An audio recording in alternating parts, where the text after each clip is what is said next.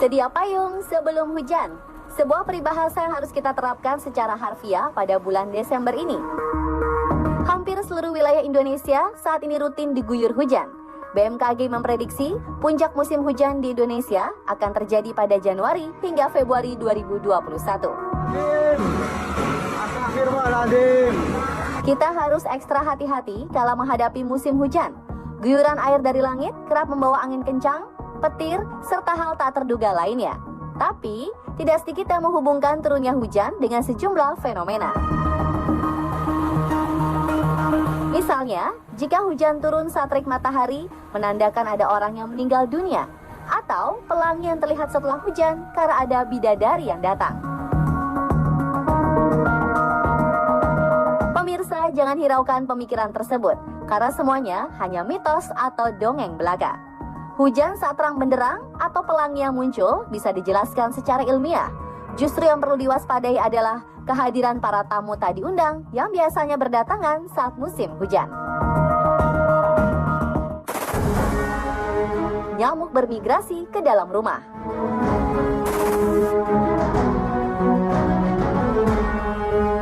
Nyamuk salah satunya. Inilah hewan pembunuh manusia nomor 1 di dunia. Saat musim hujan, lingkungan sekitar rumah menjadi lembab, dan situasi inilah yang membuat nyamuk mudah berkembang biak. Langkah menghentikan nyamuk berkembang biak adalah membuang barang-barang bekas, serta rajin membersihkan genangan air di sekitar rumah. Untuk diketahui, jentik nyamuk butuh waktu 8 hingga 10 hari untuk beranjak ke tahap daur hidup selanjutnya. Nah, jika kita rajin membersihkan lingkungan, berarti kita tidak memberi ruang untuk perkembangbiakan nyamuk.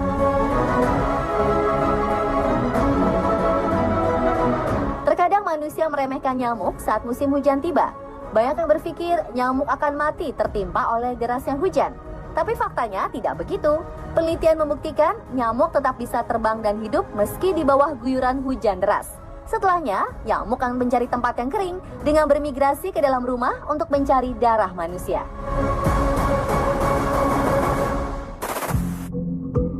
Tikus mencari tempat kering. Tak cuma nyamuk, tikus juga patut diwaspadai karena jadi ancaman kesehatan serius. Hewan pengerat ini membutuhkan objek kering seperti kayu, kardus, kain, hingga kertas untuk digigiti agar giginya selalu tajam. Dan ini yang utama, gigi tikus tidak berhenti tumbuh. Andai berhenti mengunyah, maka giginya akan terus bertambah panjang hingga menusuk otak dan menyebabkan kematian.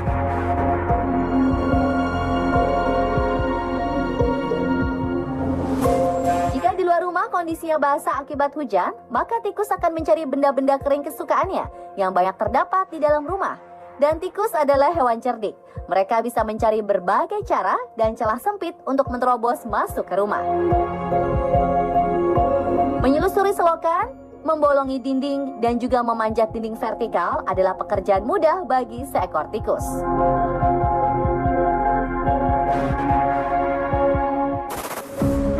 Ular masuk lewat lubang saluran air.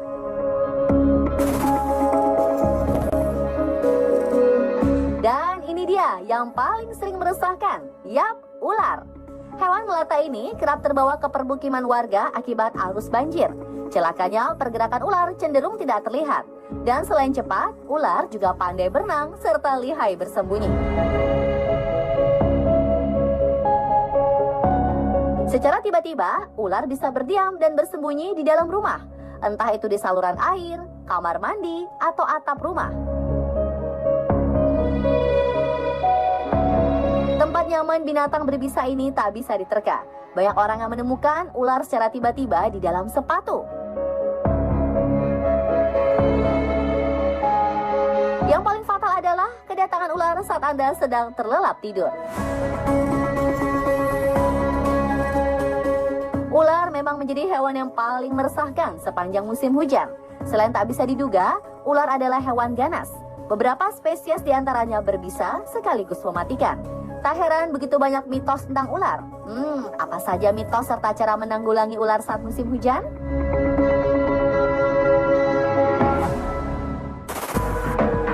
Apakah garam bisa mengusir ular? Garam bisa bisa mengusir ular, mitos atau fakta? Anda yang pernah naik gunung atau berkemah di alam liar pasti pernah mendapat saran agar menaburi sekeliling tenda dengan garam supaya ular tidak mendekat. Apa iya ular takut sama garam? Fakta, ular tidak takut dengan garam. Kenyataannya, ular takut garam hanyalah mitos belaka. Karena faktanya, hampir semua jenis ular tidak takut ketika bersentuhan dengan garam dan menganggapnya seperti tanah biasa saja. Nah, bumbu dapur yang paling tepat untuk mengusir ular adalah cuka. Kulit ular bersifat menyerap cairan. Jika terdapat cairan asam, maka ular akan otomatis menghindar dan pergi.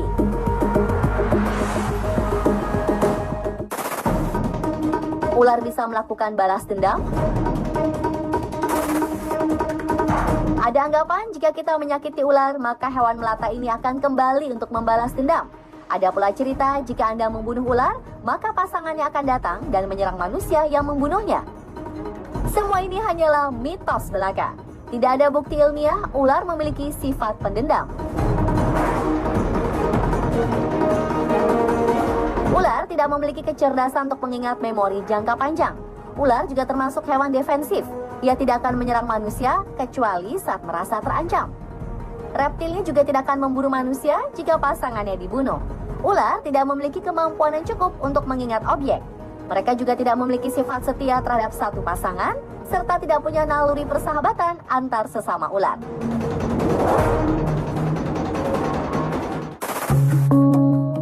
Bagaimana jika tergigit ular? Lalu apa yang harus dilakukan jika kita digigit ular? Pertama-tama, kenali jenis ular yang menggigit. Apakah ular berbisa atau tidak?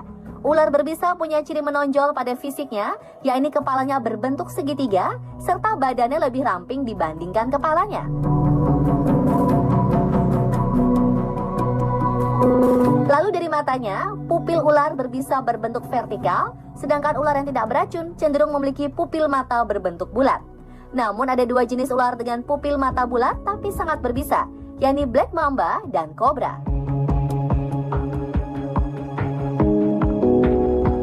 Bisa juga dilihat dari cara melatanya. Ular yang tidak berbahaya melata dengan berbelok-belok, sedangkan ular berbisa cenderung melata dengan tubuh yang agak lurus. Lantas bagaimana jika menemukannya saat arus banjir? Ular berbisa cenderung berenang di atas permukaan air, sedang ular tidak berbisa biasanya berenang di bawah permukaan air. Dari bekas gigitan juga bisa diketahui apakah ular itu berbisa atau tidak. Jika bekasnya berbentuk 2 titik, sudah dipastikan Anda baru saja digigit ular berbisa. Sedangkan ular yang tidak berbisa meninggalkan koyakan luka pada kulit manusia, bukan 2 titik seperti ini. 2 titik gigitan ular menandakan sang reptil baru saja menyuntikkan racun. Biasanya tubuh korban akan berangsur lemas, nyeri otot, demam, hingga kehilangan kesadaran. Saat menuju pertolongan, korban harus tetap tenang dan jangan banyak bergerak. Jika terlalu aktif, maka racun ular akan terpompa ke seluruh tubuh yang bisa mempercepat proses kematian.